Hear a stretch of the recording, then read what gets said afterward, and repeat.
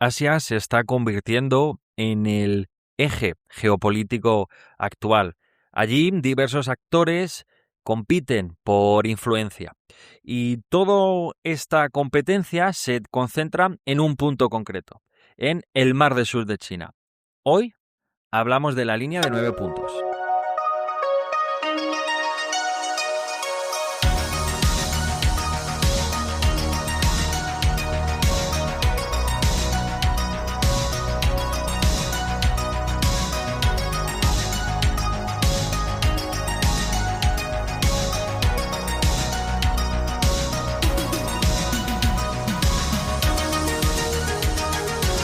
Hola a todos y bienvenidos a un nuevo episodio del podcast de Political Room. Como siempre, yo soy Daniel Gil y estoy aquí con Iván López. Iván, ¿qué tal?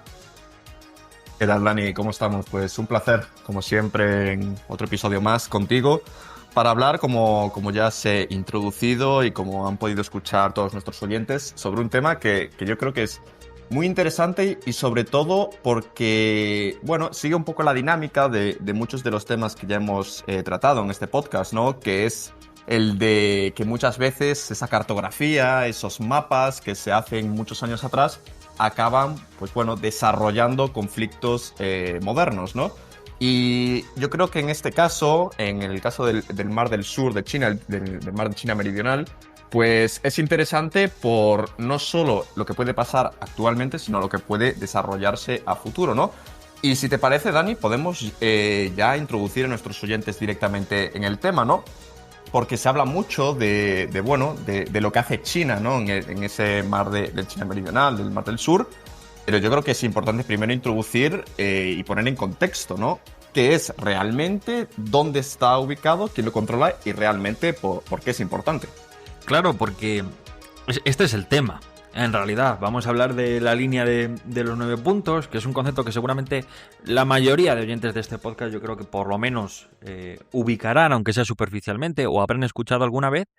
Pero para hablar de la línea, obviamente, como tú bien indicas, Iván, tenemos que hablar del Mar del Sur de China, que es donde está la línea, y entendiendo la importancia de la región, entendemos la importancia de la línea, las reivindicaciones y, en definitiva, el motivo por el que estamos hablando de todo esto en 2026, ¿no?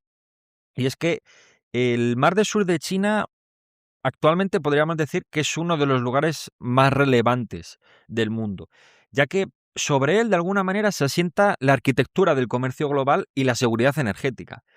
Esto sé que son palabras bastante grandilocuentes, pero voy a tratar de explicar por qué lo digo y por qué lo consideramos un lugar tan importante. En términos de extensión, tiene una extensión que supera los 3 millones de kilómetros cuadrados y antes de empezar me gustaría añadir una pequeña cuestión lingüística. Nos vamos a referir a esta región como el Mar del Sur de China. Para los que estén familiarizados con el conflicto alrededor, sabrá que cada actor le ha puesto un nombre distinto.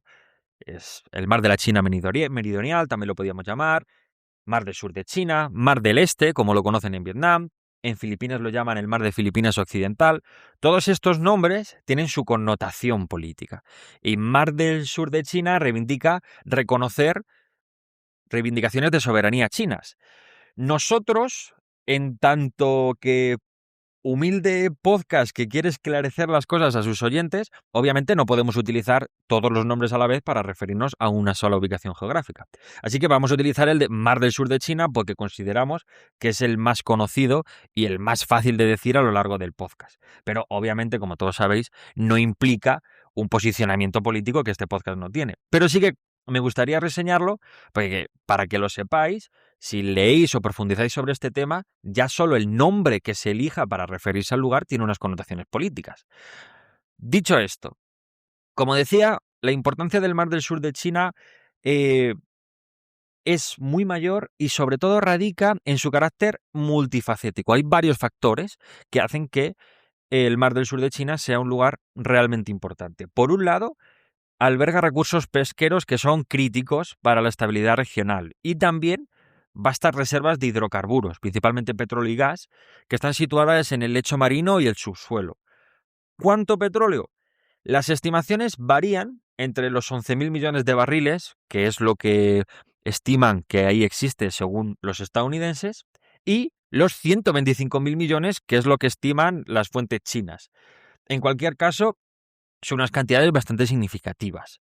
Respecto a la pesca, en sus aguas se captura aproximadamente el 10% de la pesca mundial. Por otro lado, por este mar transita aproximadamente un tercio del comercio marítimo mundial, y esta es una de las claves.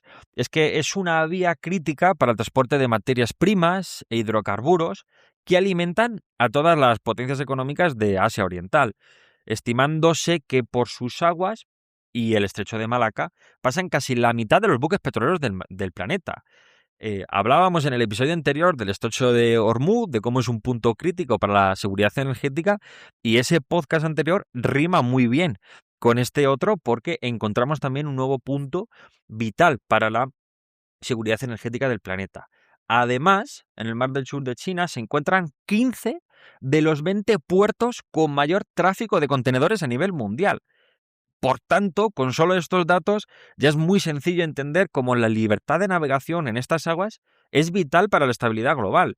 Cualquier alteración en el acceso libre a estas rutas comerciales realmente puede desestabilizar la economía mundial. También, desde el punto de vista geopolítico, todo el área se define bajo la condición de espacio bloqueado por zonas, que esto es una realidad que deriva de la propia configuración geográfica de las zonas económicas exclusivas, que es un contexto muy importante que vamos a ir desarrollando a lo largo del podcast. Las zonas económicas exclusivas de los estados ribereños, que son los actores principales en el Mar del Sur de China, que en este caso son China, Filipinas, Vietnam, Malasia, Brunei e Indonesia. Cada país tiene su propia zona económica exclusiva y la de todos ellos se superponen, lo que implica que el acceso a alta mar o el tránsito a través de la región requiere inevitablemente navegar por aguas bajo la autoridad o, como veremos más adelante, bajo la reclamación de uno de estos estados costeros, lo que les otorgaría control sobre el flujo de mercancías que por allí transiten. Para estos estados, todas estas aguas representan una zona de recursos esenciales y la proyección de su propia conciencia cultural y nacional también. En el caso de China, en particular, lo considera un lugar de interés central y un bastión estratégico necesario para establecer un perímetro defensivo que proteja sus centros de población e industria en la costa oriental, que es allí donde se encuentran las mayores ciudades del país, la mayor población y, por tanto, el mayor dinamismo y poder económico de China, además de servir como refugio para su flota de submarinos nucleares que opera en la región, ¿no? Y por último, no me gustaría acabar este tema de la importancia del Mar del Sur de China sin mencionar también la importancia ecológica, que en muchas ocasiones también lo pasamos por alto, sobre todo en este tipo de contenidos que es más geopolítico, que se centra más en la alta estrategia, pero el lugar también tiene su importancia ecológica, y es que la región incluye ecosistemas de arrecifes del coral que se encuentran entre los más diversos del mundo. Sin embargo, todo este entorno ha sufrido un daño medioambiental bastante severo e irreparable en algunos casos debido a la construcción masiva de islas artificiales, por un lado, y sobre todo a las prácticas pesqueras, que han sido bastante destructivas a lo largo del tiempo, ¿no? Se cita, como siempre, el ejemplo de las almejas gigantes, ¿no?, que tienen un tipo de recolección bastante destructiva con el medio ambiente. Entonces, en todo este contexto nos encontramos soberanía que se superpone en una región entre varios estados distintos, recursos naturales masivos, rutas comerciales clave absolutamente vitales para la estabilidad económica, proyección de poder, etcétera. En todo este amalgama de conceptos, ideas, poder, economía, surge un concepto, el concepto de la línea de los 9 puntos. Un concepto, Iván, desarrollado por China para tratar de proyectar su influencia y el control sobre esta zona, ¿verdad? Y lo que es también interesante, Dani, es que el origen de esta misma línea no surge con el número 9, sino con realmente 11 puntos, ¿no? En realidad nos tenemos que retrotraer mucho tiempo atrás porque, bueno, la historia es más larga y compleja de lo que uno pues, puede imaginar, ¿no? Para entender su origen, pues bueno, hay que retrocedernos a que durante siglos este Mar del Sur de China pues fue un espacio relativamente tranquilo, un mar de pesca, ¿no? De rutas comerciales, de un cierto intercambio cultural. Teníamos a pescadores chinos junto a otros pueblos costeros que lo utilizaban, pues bueno, de una manera constante. Incluso las referencias a ese mar, que en la literatura china se denomina Nanhai, que directamente se traduce como Mar del Sur, pues ya aparecen en diferentes textos clásicos chinos, antes de nuestra era. Pero este uso histórico es clave porque después en la propia narrativa china se instrumentalizará para hacer esos reclamos que hace Pekín de los territorios, ¿no?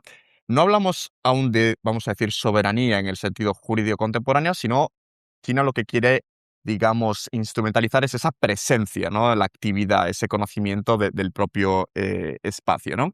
Durante dinastías después sucesivas, especialmente a partir del siglo V, pues bueno, las referencias a esas aguas y a sus islas se hacen cada vez más frecuentes, acompañando pues ese desarrollo de la navegación, el comercio marítimo e incluso las expediciones como las de Zheng He en el siglo XV.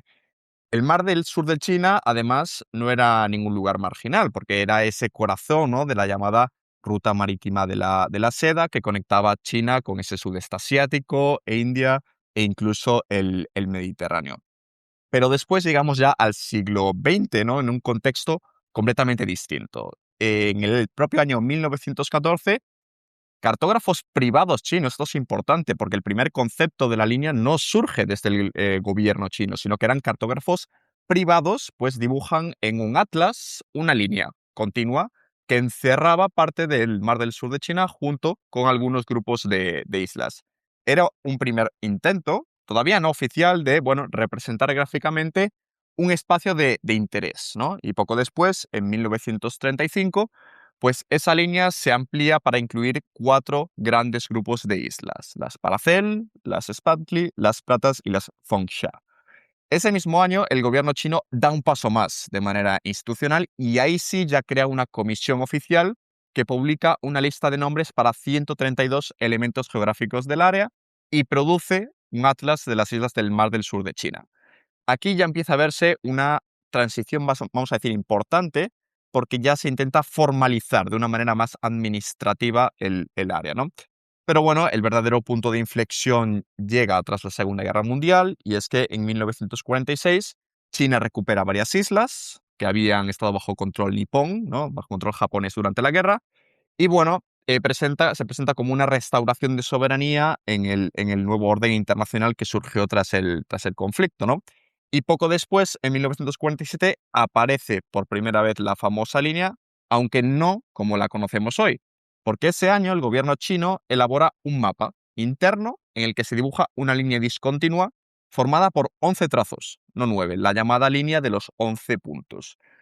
Esa línea no era un simple detalle cartográfico en un mapa, sino que indicaba el alcance geográfico de esa autoridad china en el Mar del Sur, ¿no? Extendiéndose incluso hasta el banco de James Shoal, que está muy al sur, ¿no?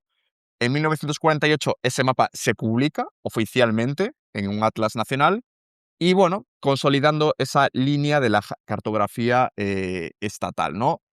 Que buscaba reafirmar la soberanía china sobre los grupos de islas tras la guerra, en un contexto, como decíamos, se estaban redefiniendo ese orden global internacional. No era necesariamente, vamos a decir, una delimitación marítima precisa en el sentido moderno, sino más bien una reivindicación territorial, ¿no? Y entonces aquí es cuando llega el momento clave, donde se pasa de esos 11 a esos 9 puntos. ¿Por qué?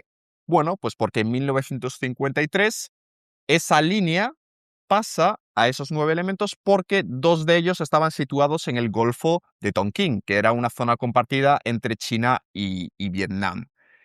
Y en esos años 50, pues bueno, ambos países mantenían relaciones estrechas y la eliminación de esos trazos se vio como un intento de acercamiento, ¿no? Un intento más de acercamiento diplomático, y desde ese momento, pues esa línea de 9 puntos se convierte en esa representación estándar en los mapas chinos. Y con el tiempo, pues se consolida como un elemento central de su discurso sobre el Mar del Sur, Dani. Y entonces es a partir de aquí cuando realmente surge el conflicto. Tenemos esa línea, ¿no?, de los 9 puntos, pero a partir de ahí se han desarrollado toda una serie de reivindicaciones que han hecho que varios de los países que circundan esta línea pues hayan tenido también conflictos entre ellos. Completamente, Iván. Comentábamos al principio cómo es una zona muy interesante desde el punto de vista de que involucra distintos actores cuyas zonas económicas exclusivas se superponen entre sí, y más adelante llega China, como tú bien has comentado, y reivindica toda la zona, por lo que se superponen a todos los demás, ¿no?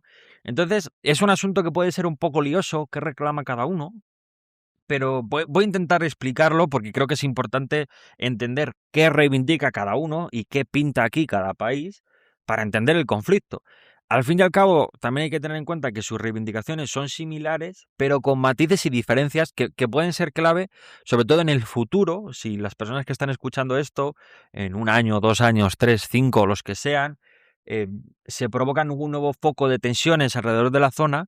Creo que es importante que establezcamos aquí como una especie de mapa conceptual para que en el futuro tenga las herramientas para entenderlo. Entonces, por tanto, ¿qué reivindica cada uno en el Mar del Sur de China? ¿Dónde está el conflicto? ¿Qué quiere cada uno?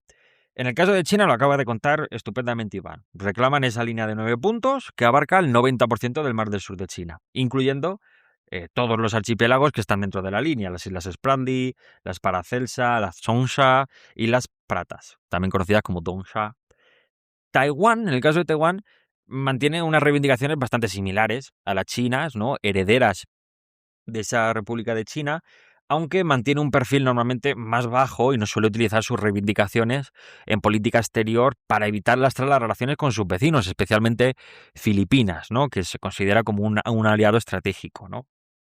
Respecto a Taiwán, conviene también tener en cuenta que administra Taipingdao, que es la formación natural más grande de las Islas Spratly, la cual Taipei defiende que es una isla con capacidad para generar zona económica exclusiva propia.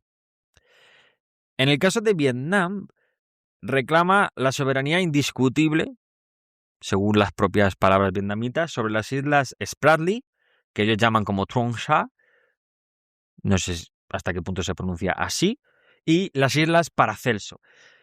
Para Vietnam, su punto de vista es que han gobernado estos archipiélagos de forma efectiva y pacífica desde al menos el siglo XVII, antes de que China siquiera presentara reclamaciones formales. De hecho, Vietnam ha sido uno de los países que ha defendido estas reivindicaciones con mayor fuerza y que más cara ha plantado a China, llegando a producirse enfrentamientos militares directos con China. Por ejemplo, en 1974 se produjo un enfrentamiento militar directo entre China y Vietnam por las Islas Paracelso. El enfrentamiento lo venció China y desde entonces tiene el control de las islas, y lo mismo ocurrió en 1988 por el arrecife Johnson en las Islas Spratly, ¿no?, que también de nuevo se cerró con victoria china. Si Vietnam es el actor que de manera más decisiva está luchando contra la narrativa y las reivindicaciones chinas, probablemente el segundo mayor es Filipinas. En el caso de Filipinas, reclama las Islas Kalayaan, que son un conjunto de formaciones en la parte oriental de las Islas Spratly también. Como vemos, la mayoría de reivindicaciones se concentran en torno a las Spratly, ¿no? Filipinas se basa en su proximidad geográfica. Estas islas están muy cerca de Filipinas, tanto que se encuentran dentro de su zona económica exclusiva de 200 millas náuticas, ¿no? Es uno de los argumentos más fuertes que esgrime Filipinas, es que están dentro de su zona económica exclusiva. Además, en el caso de Filipinas también reclama el Banco de Scarborough, en el que llegó a mantener también un enfrentamiento con China, con ambos países desplegando buques de guerra en la zona después de que Filipinas expulsara a pescadores chinos. China argumentaba que en tanto que el Banco de Scarborough forma parte de su territorio, pueden faenar libremente los pesqueros chinos. En el caso de Filipinas, negaba estas pretensiones chinas y, por tanto, estaban actuando ahí sin autorización, por lo que decidió expulsarlos. China respondió enviando buques de guerra, Filipinas hizo lo mismo y se produjo ahí una situación de punto muerto, con presencia militar de ambos países alrededor del banco y una situación que durante algunos puntos estuvo próxima a desencadenar un conflicto militar directo. Esta situación se resolvió, entre comillas, cuando se llegó a un acuerdo mediado por Estados Unidos por el que ambas partes, tanto el ejército chino como el ejército filipino, se retirarían. Filipinas cumplió con su parte del trato, pero cuando se retiró, China se negó a hacerlo, lo que le ha permitido contener el control de facto, porque China continúa allí a día de hoy, del Banco de Scarborough desde entonces, ¿no? Nos quedan 3 estados, Malasia, Brunei e Indonesia. En el caso de Malasia, por supuesto, también reclama parte de las Islas Spratly, unas 12 formaciones del sur del archipiélago que se encuentran dentro tanto de su plataforma continental como de su zona económica exclusiva.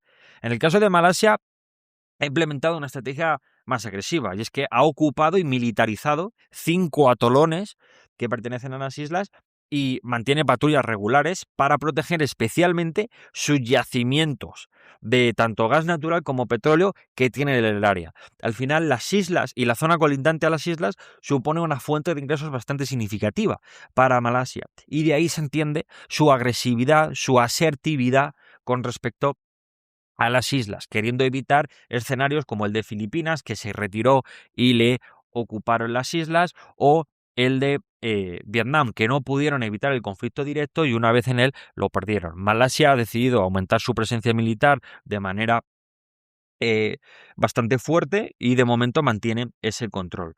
Brunei, en su caso, solo reclama una pequeña parte del mar y algunas formaciones geológicas que cagan dentro de su zona económica exclusiva, pero mantiene también un perfil bastante bajo, centrado sobre todo en la diplomacia, y no es un actor especialmente activo en el conflicto, aunque le implica directamente. Por último, Indonesia, al contrario que todos los demás, no reclama la soberanía ni de las Islas Spratly ni de las Paracelso. Sin embargo, la tensión de Indonesia con China existe porque la línea de los 9 puntos se superpone con la zona económica exclusiva de Indonesia, al norte de las Islas Natuna, cuestión que obviamente Indonesia rechaza, ¿no? Además de todas estas reivindicaciones que, como vemos, son zonas, son territorios que se superponen los unos a los otros, con todos ambicionando al menos una parte de las mismas islas, de las Spratly. Además, en el Mar del Sur de China se ha consolidado la competencia por la primacía global, enfrentando a una visión de un Indo-Pacífico libre y abierto, con libertad de tránsito, que es lo que defiende Estados Unidos, contra la ambición de China y, bajo su punto de vista, su derecho de tener una esfera de influencia exclusiva. Estados Unidos ha respondido a las ambiciones chinas en la zona mediante operaciones de libertad de navegación, sobre todo, lo que desafía las reclamaciones chinas a la que Estados Unidos, como es evidente, se opone sistemáticamente. Otro actor importante que deberíamos mencionar es la ASEAN, que en este caso ha demostrado una efectividad bastante limitada. La ASEAN, por definición, por su propia estructura, se basa en el consenso absoluto para tomar decisiones, y esto permite a Pekín ejecutar una estrategia de divide y vencerás. Instrumentaliza a estados no reclamantes como Camboya o Laos, que no forman parte del conflicto, para bloquear cualquier postura colectiva firme, por lo que no es esperable que la ASEAN, como actor político, intervenga decididamente en la disputa. Viendo las distintas reivindicaciones de cada uno, tenemos claro que la tensión fundamental, el eje de la cuestión aquí es la incompatibilidad entre la interpretación china de su soberanía y el marco jurídico establecido por la legalidad internacional, en este caso por la UNCLOS, la Convención de Derechos del Mar, ¿no? Que es el instrumento, la herramienta legal que dirime este tipo de asuntos, ¿no? China intenta arrogarse derechos propios de un estado archipelágico, que es un estatus reservado exclusivamente para naciones compuestas totalmente por islas, como por ejemplo Indonesia, ya que trata de trazar líneas de base rectas alrededor de grupos isleños como las Islas Paracelso, por ejemplo, pretendiendo que las aguas entre ellas sean también consideradas aguas internas donde el paso inocente, ¿recordáis en el último podcast del estrecho de Hormuz que hablábamos de la diferencia entre el paso inocente y el paso en tránsito? Pues bueno, China traza estas líneas rectas para que estas aguas sean consideradas aguas internas y el paso inocente pueda ser restringido. Además, en segundo lugar, reclama también un mar territorial de 12 millas náuticas a partir de estos lugares, incluyendo características que bajo el derecho internacional no generan tales derechos, por ser, por ejemplo, elevaciones de bajamar, ¿no? Que no tienen la capacidad para generar esas reivindicaciones. Además, extiende una zona económica exclusiva de 200 millas náuticas a partir de formaciones que no cumplen los requisitos de habitabilidad humana independiente como para generar tal zona económica exclusiva. Por último, China, de forma bastante hábil para sus propios intereses, no define con precisión las coordenadas exactas de la línea de 9 puntos ni la naturaleza jurídica de las aguas que la línea encierra. Esto está hecho así por diseño, ya que le permite ampliar, de manera, como digo, deliberadamente ambigua, las zonas en las que opera. Entonces, dicho esto, alguien podría decirme, Dani, muy bien, pero si desde el punto legal está tan claro, ¿por qué sigue habiendo conflicto? ¿Por qué no se somete a arbitraje internacional que, como está tan claro el asunto, dirá que las pretensiones chinas no se sostienen y asunto resuelto? ¿Por qué no se hace eso? Bueno, pues eso es exactamente lo que pasó, pero no resolvió absolutamente nada, ¿no? En 2016, Filipinas llevó a China a los tribunales internacionales y consiguió probablemente el fallo más significativo de la disputa. El tribunal determinó que la línea de los 9 puntos y la reclamación de derechos históricos chinos carecían totalmente de base legal, estableciendo que cualquier derecho previo que pudiera tener China, si es que éste existiese, fue extinguido en el que China ratificó la UNCLOS, lo cual sustituye a reclamaciones consuetudinarias por zonas marítimas que no estaban bien definidas, ¿no?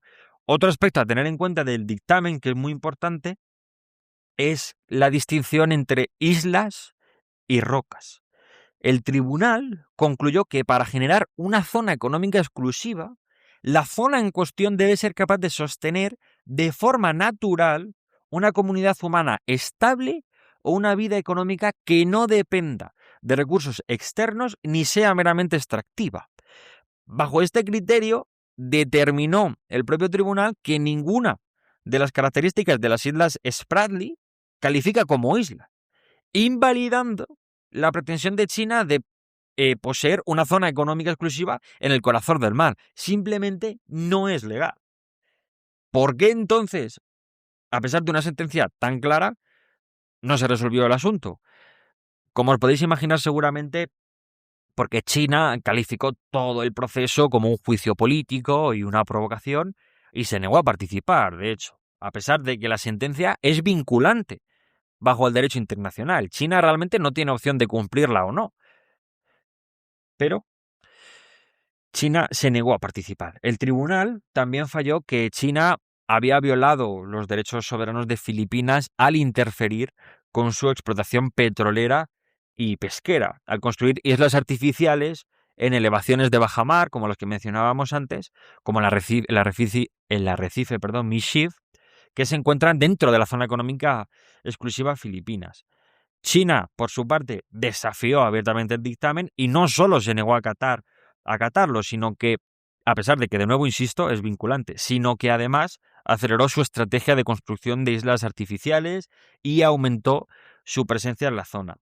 La respuesta de los estados del sudeste asiático ha estado marcado por una paulatinamente creciente firmeza de la defensa de la UNCLOS, a pesar de las asimetrías de poder que son evidentes en la región. Filipinas y Vietnam, como mencionaba antes, han liderado la resistencia, con Manila incluso llegando a amenazar con activar sus mecanismos de defensa si China inicia extracciones de gas dentro de su zona económica exclusiva. Y con Hanoi manteniendo una postura bastante firme con respecto a las acciones de China contra sus buques petroleros. En la práctica, estas reivindicaciones tienen un impacto bastante significativo. No son solo retórica, no son solo un problema nacionalista, no son solo líneas en mapas que solo se exponen dentro de China, sino que tienen un impacto muy real. Y esto se ve claro, por ejemplo, en el caso de la empresa rusa Rosneft en Vietnam. Las maniobras de hostigamiento de los buques de prospección chinos han forzado la parálisis de operaciones de buques petroleros que estaban legítimamente situados en la zona económica exclusiva de Vietnam, lo que ha provocado que Vietnam haya tenido que desembolsar aproximadamente durante estos últimos años 1.000 millones de dólares en compensaciones a empresas extranjeras, como la española Repsol, por ejemplo, o compañías de Emiratos Árabes Unidos, debido a las cancelaciones forzadas de contratos de perforación ante la amenaza de una posible escalada militar con China.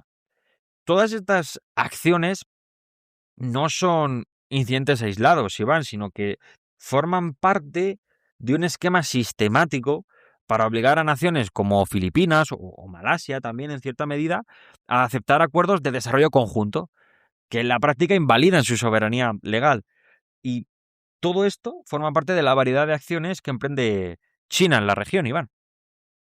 Y además, Dani, hay un aspecto también que es muy interesante que tú has mencionado durante tu intervención, y es que China no solo ocupa o reivindica espacios, sino que también los ha estado creando durante la última década, porque tenemos mucha documentación y muchos de vosotros lo podéis ver en primera persona. Podéis entrar en Google Earth, iros a la zona, iros a los archipiélagos, a los diferentes archipiélagos que China reclama, y veréis que a lo largo de los últimos años ha habido como diferentes infraestructuras que se han ido construyendo, ¿no? Y ya está completamente documentado que entre 2013 y 2017, solo en 4 años, se han construido o ampliado más de 20 puestos militares en la región. Y no hablamos solo de simples bases, sino que estamos hablando de plataformas de proyección, pistas de aterrizaje, sistemas de radar, instalaciones de guerra electrónica, posiciones para misiles. Por lo tanto, lo interesante, además de esto, es que este proceso no se ha detenido, ¿no? Cuando parecía que esta fase de expansión quizás había terminado, reaparece. Tenemos, por ejemplo, la construcción del arrecife Antílope, que está dentro de las Islas Paracelso y que donde en unos pocos meses ha surgido una isla artificial de gran tamaño con helipuertos, carreteras y estructuras preparadas para uso militar. Y esto se puede ver directamente por imágenes satélite. Por lo tanto, esto nos lleva a una idea clave, es que China no solo ha reclamado territorio, no solo está reclamando territorio, sino que está alterando las propias condiciones materiales de este conflicto, ha convertido arrecifes en bases y espacios discutidos en propios hechos, ¿no? Por lo tanto, estas construcciones no se entienden únicamente como acumulación de, vamos a decir, poder militar clásico, sino que se entienden como parte de una estrategia incremental. En inglés esto pues se le han dado nombres con diferentes conceptos, por ejemplo, el salami slicing, ¿no? Que en español podríamos traducirlo a, bueno, corte de salami, que básicamente se refiere a cortar poco a poco, es decir, avanzar sin provocar una cierta respuesta decisiva, ¿no? Normalizar cada paso antes bueno, dar el siguiente. Y aquí es donde entramos en lo que se denomina zona gris, ¿no? No es una guerra abierta, tampoco una paz estable, sino que es un espacio, bueno, intermedio donde se utilizan herramientas que no cruzan el umbral del conflicto convencional, pero que generan presión constante, ¿no? Un ejemplo muy ilustrativo es el que hemos visto con el uso de guardacostas, ¿no? Y milicias marítimas, donde bueno, se han utilizado miles de embarcaciones civiles, muchas de ellas pesqueros, que actúan como extensión del Estado chino, reforzando esa presencia en zonas disputadas. No son buques de guerra, pero tampoco son actores neutrales, ¿no? Son esos bienes que China utiliza como doble uso civil-militar, ¿no? Y lo mismo ha ocurrido con incidentes que hemos visto también estos últimos años, como el uso de cañones de agua contra embarcaciones filipinas, por ejemplo, que pueden parecer gestos casi anecdóticos, pero que encajan, ¿no? Dentro de esta lógica de presión sin escalada y coerción sin guerra. Y aquí aparece un concepto que me parece bastante interesante, que bueno, estuve leyendo cuando estábamos preparando este podcast, que es la propia teoría de juegos y ese equilibrio de Nash, ¿no?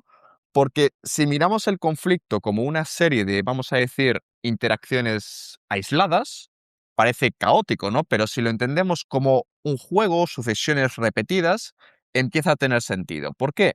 Pues porque cada incidente, una construcción, un enfrentamiento, una patrulla, no es un evento único, sino que es un movimiento, ¿no? Dentro de una partida que lleva décadas jugándose. Y en ese contexto, ¿qué nos dice el equilibrio de Nash? Pues que cada actor elige su estrategia sabiendo que los demás harán lo mismo.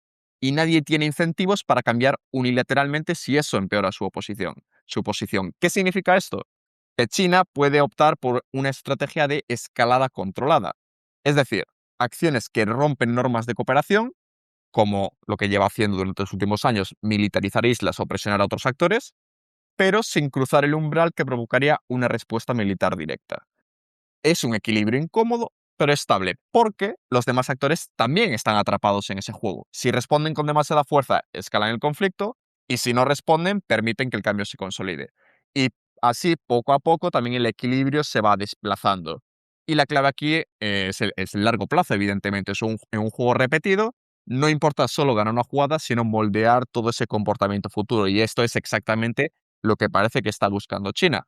Cada acción envía una señal, cada incidente, bueno, construye una reputación y esas tácticas ayudan a proyectar una imagen de determinación que puede disuadir a otros actores de desafiar sus reclamaciones, ¿no? Y también aquí entra la propia batalla narrativa, porque bueno, mientras se construyen islas, también se van construyendo diferentes relatos. China ha desarrollado una estrategia sistemática para normalizar esa línea de 9 puntos en la conciencia global. No solo en documentos oficiales, sino que esos propios conceptos ya aparecen en mapas, pasaportes, películas, libros, videojuegos e incluso en propio merchandising, como pueden ser camisetas, ¿no? Por lo tanto, es lo que en muchas ocasiones se puede llamar como cartografía cultural. La idea de que, bueno, si una generación crece viendo esa línea como algo normal, como parte del paisaje, como parte de los mapas cotidianos, la discusión sobre su legitimidad pues puede cambiar, ¿no? Y esto es, bueno, también se ha visto, por ejemplo, en publicaciones científicas. La línea de los 9 puntos aparece en cientos de artículos académicos, incluso en disciplinas donde no tendría ninguna relevancia directa, como pueden ser mapas insertados en estudios sobre medio ambiente, energía o salud pública, ¿no? Y por lo tanto, esto nos da a entender que no se trata de un error, sino que es una práctica deliberada, ¿no? De introducir esa línea, ese concepto en espacios considerados neutrales, objetivos o técnicos, y al fin y al cabo son lugares donde la audiencia no está buscando propaganda, sino conocimiento, y por lo tanto el resultado es sutil, pero es potente, que es una legitimidad implícita, ¿no? Y entonces, ahora, ya que estamos llegando a la etapa final del podcast, Dani, podemos hablar un poco del contexto general y de cómo vemos un poco la propia línea de 9 puntos y cómo están actuando los diferentes actores y cómo lo está haciendo China. Y yo me hago una pregunta, no sé cuál es tu opinión al respecto.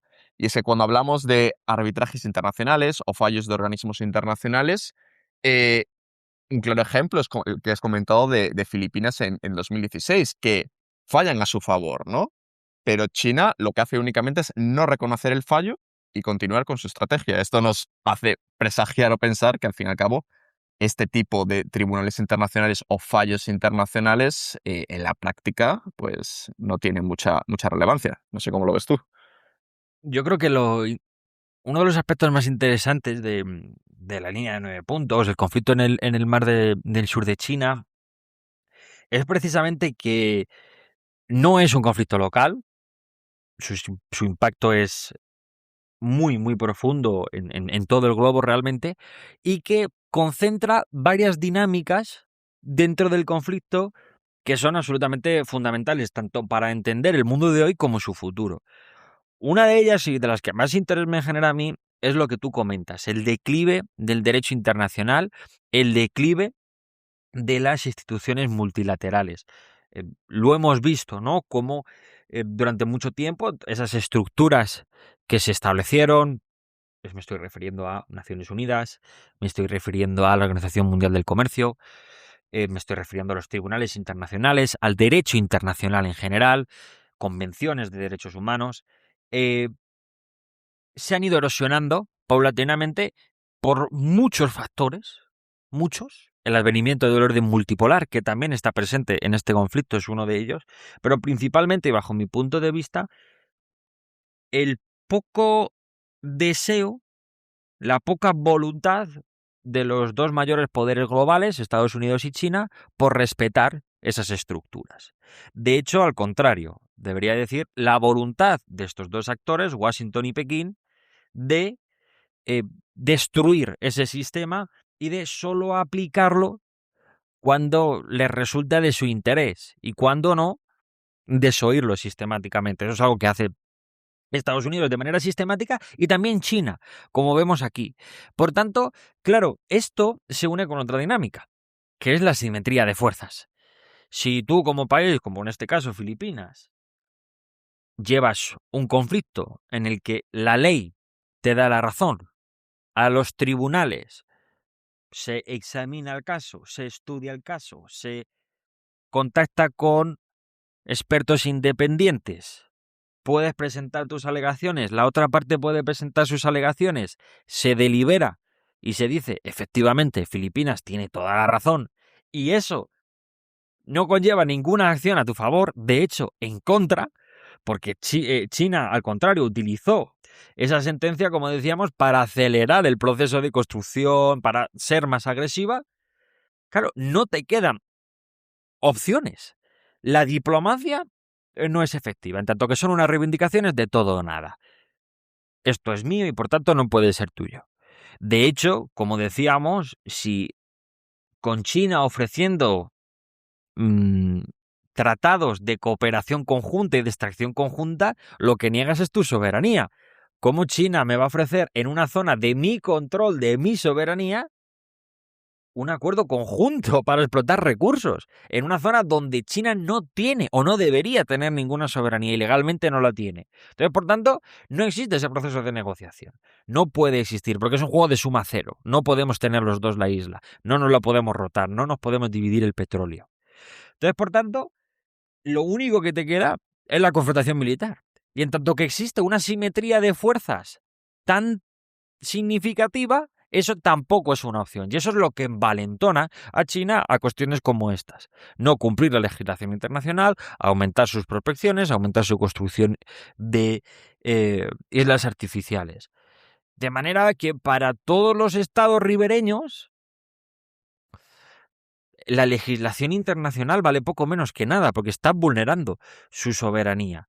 Y no tienen más opción que quizá ir a una confrontación militar que seguro perderían y por tanto es descartable. Y así llegamos al impasse de este conflicto. Y eso es lo triste de este conflicto y eso es la ventaja estratégica que tiene China, que es un Estado, al igual que Estados Unidos en otros contextos, es un Estado lo suficientemente grande y poderoso como para que no le importe lo más mínimo el derecho internacional. Y esa simetría de fuerzas basada en ese poder es lo que hace imposible que otros actores aumenten el coste a China de no cumplir esa legislación internacional. Por lo que nos encontramos en una situación para todos estos estados complicada. Y además, también hay que tener en cuenta, por una parte, en lo que respecta a la línea de 9 puntos, una de las primeras conclusiones que podemos sacar es que China tampoco ha necesitado nunca definir completamente qué significa la línea, sino que para él la ambigüedad ha sido una ventaja, porque le ha permitido pues moverse con cierta flexibilidad en el sentido de que ha podido adaptar su discurso entre en unos días se trata de soberanía, en otros días se trata de derechos históricos y en otros días se trata de normas internacionales. Según el contexto, pues se ha podido adaptar.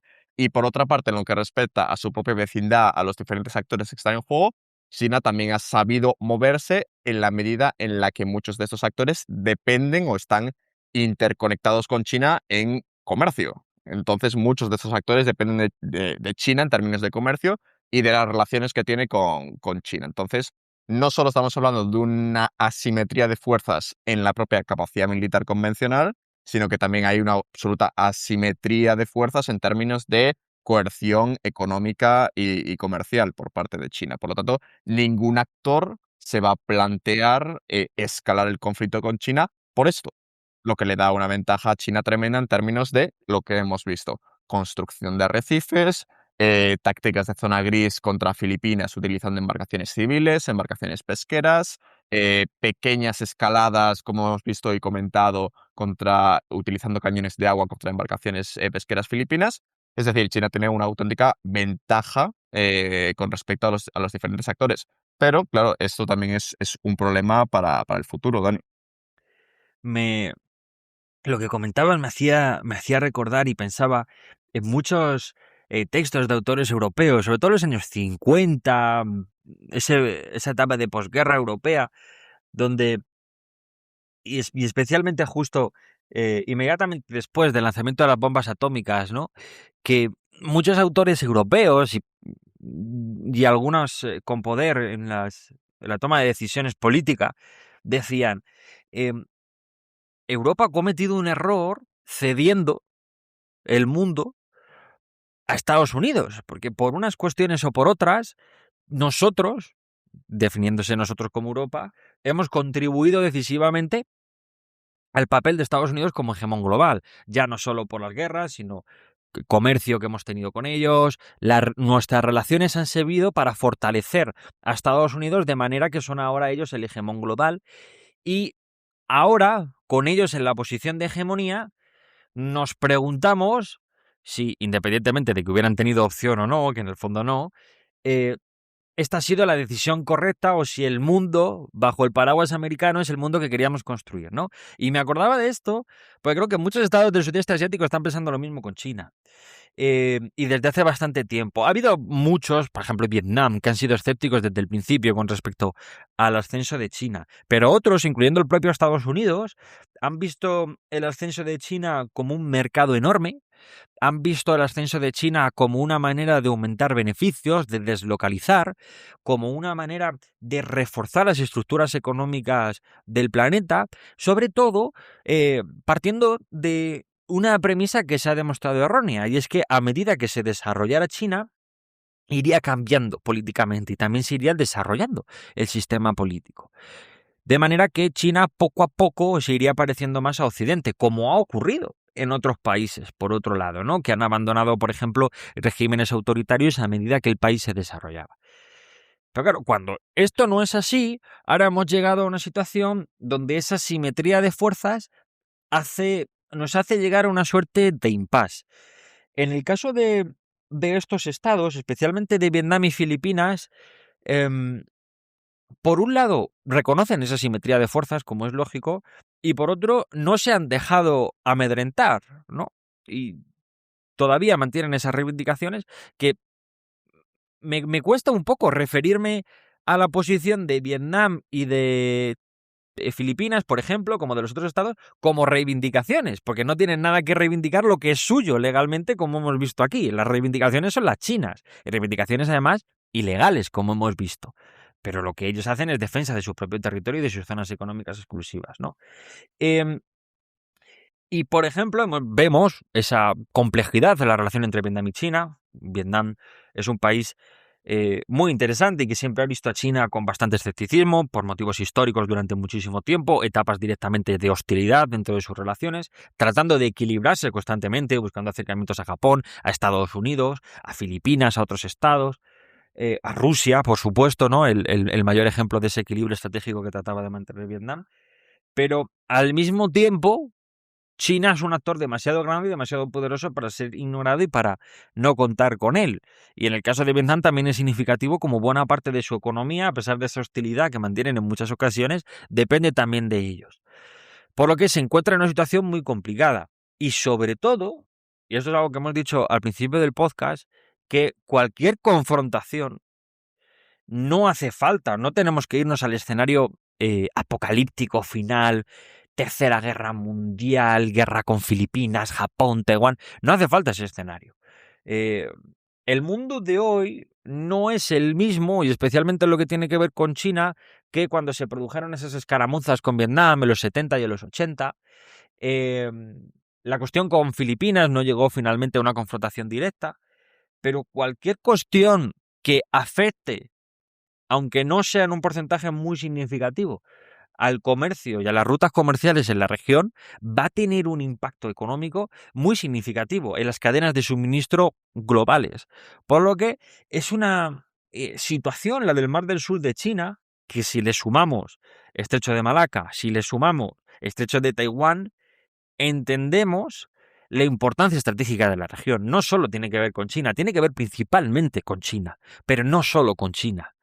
Estamos hablando de seguridad energética, estamos hablando de cadenas de suministro, estamos hablando de soberanía de múltiples actores, estamos hablando de libertad de navegación, estamos hablando de seguridad alimentaria.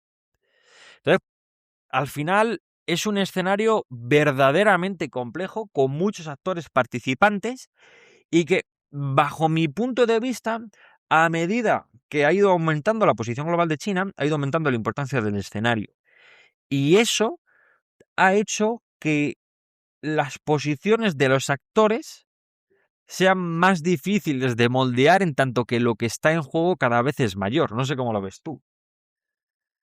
Sí, yo creo que es complicado, ¿no? La palabra para definirlo es complicado, pero lo que debemos tener en cuenta y lo que todos nuestros oyentes también deben tener en cuenta es que la estrategia de China va a seguir ahí y lo va a seguir haciendo, porque hay una cosa que está clara y es que China tiene en su mente el año 2049, que es el centenario de la fundación de la República Popular, y todo lo que está haciendo ahora va orientado a ser ese imperio desde el centro y proyectar poder para situar a China como primera potencia de orden mundial. Y estas estrategias que entran dentro de la propia zona gris, estas diferentes tácticas, van en esa dirección, ¿no? De proyectar poder, de crear toda esa zona de amortiguadores fronterizos dentro de su zona de influencia para que, bueno, ningún actor tenga la capacidad de escalar y, bueno, crear conflicto con Pekín. Por lo tanto, es complejo. A mí, por mi parte, lo que más me preocupa es que cuando un actor tenga la suficiente capacidad, tenga la convicción de que tiene razón ante un tribunal internacional y se dicte un fallo a favor de ese país, que al final esa sentencia sea papel mojado, que no implique nada sobre el terreno, porque eso evidentemente es cruzar una línea peligrosa, porque después cualquier actor podrá, digamos, hacer lo que quiera sobre el terreno, ¿no? Yo creo que hacia donde nos estamos dirigiendo, hacia un mundo más realista, hacia más esa realpolitik, donde cada actor se mueve en función de sus intereses y donde parece que ese derecho internacional no va a estar recogido según qué actor esté implicado. Pero bueno, no sé si Dani te quieres cerrar con algún comentario más al respecto. Simplemente me gusta recalcar esta idea, la de ahora se establece un suerte de equilibrio que, como hemos hablado, favorece a China. En tanto que, como hemos insistido, no se cumple la legislación internacional, van creciendo sus capacidades económicas, militares, su armada ha crecido exponencialmente en los últimos 20, 30, 25 años, 15, lo mismo con su ejército, las construcciones que hace en el Mar del Sur de China. Entonces, es un equilibrio donde sí es cierto, China no está extrayendo los recursos todavía de todas estas reservas pesqueras. Esos varios estados, Vietnam, Filipinas, han amenazado con ir directamente a la guerra si eso ocurre así. Eh, pero como decimos, ese equilibrio en el que la correlación de fuerzas cada vez, poco a poco, es más favorable a China. Y ahí entronco con el punto que tú comentabas. Eh, ¿Qué pasará cuando ese equilibrio directamente se rompa? Porque este fenómeno y este equilibrio en el que estamos ahora, este equilibrio balanceado hacia el lado de China, no es nuevo y no es ni del año pasado ni de hace 10. Lo hemos estado manteniendo durante bastantes décadas y se ha ido construyendo poco a poco. Y hoy es mayor que lo que era hace 5 años. Y hace 5 años era mayor que lo que era hace 15. Entonces, dentro de 10, dentro de 5, dentro de 15, dentro de 20, en algún momento ese equilibrio balanceado hacia China ya se romperá. Ya no podremos hablar de equilibrio. Hablaremos de una situación eminentemente favorable a China. Y ahí nos tendremos que hacer muchas preguntas, como por ejemplo, ¿puede permitirse Estados Unidos que China controle todo el flujo comercial marítimo en el Mar del Sur de China? ¿Puede permitirse Estados Unidos que se controle esas rutas por parte de Pekín? ¿Puede permitirse Vietnam que China extraiga esos recursos? ¿Puede permitirse Japón que China controle el estrecho de Taiwán? ¿Puede permitirse Filipinas que China controle el estrecho de Taiwán? ¿Puede permitirse eso Rusia? Son todo y si la respuesta es que no, que en muchos casos realmente la respuesta es no, ¿qué pinta Europa en todo esto? Es otra pregunta que me hago. Si la respuesta es no, me lleva a una pregunta de mucha más difícil respuesta, y es ¿qué se va a hacer para evitarlo? Porque llega un punto, Iván, que como hemos comentado, operaciones de libertad de navegación son hechos simbólicos muy relevantes, que en algunos casos, siendo justos y honestos, trascienden lo simbólico, tiene una aplicación práctica, pero continúa avanzando el tiempo y ese proceso de balanceo hacia China no se ha revertido. Entonces, ahora nos hacemos unas preguntas y quizá en 10-15 años nos tengamos que hacer otras que sean mucho más difíciles que responder. Y esa es la complejidad del conflicto. Muchas preguntas no tienen respuesta hoy o son extraordinariamente difíciles de responder, y estamos en un proceso en el que en el futuro todas esas preguntas serán todavía más difíciles de responder y nos tendremos que enfrentar en muchos casos, sobre todo el de estos estados, a decisiones mucho más duras, algunas de ellas que amenazan incluso su supervivencia como estado. Y antes de cerrar, también, Dani, creo que es importante dar una última idea, pero que es quizá casi una invitación, ¿no? Porque si este tipo de análisis, pausado, riguroso, intentando, bueno, ir más allá del titular, te resulta útil a ti como oyente, es precisamente porque, bueno, hay un esfuerzo detrás por construir algo que no es tan habitual, ¿no? Que es, bueno, Dani y yo intentamos hacer un espacio donde la geopolítica se explique con contexto, con profundidad y sin ruido, ¿no? Y en ese camino también estamos intentando dar el siguiente paso y, bueno, estamos intentando también buscar patrocinadores que quieran formar parte de este proyecto, que entiendan el valor de generar contenido de calidad, de largo recorrido y de aportar una mirada diferente en un mundo cada vez más saturado, ¿no? de información superficial. Así que si representas una empresa, una institución o simplemente que crees que puedes aportar en esta dirección, este es el momento. Y aquí acabamos. Dani, muchísimas gracias a todos por estar ahí, como siempre. Esperemos que hayáis disfrutado del episodio y nos vemos en el siguiente podcast. Muchas gracias a todos. Nos vemos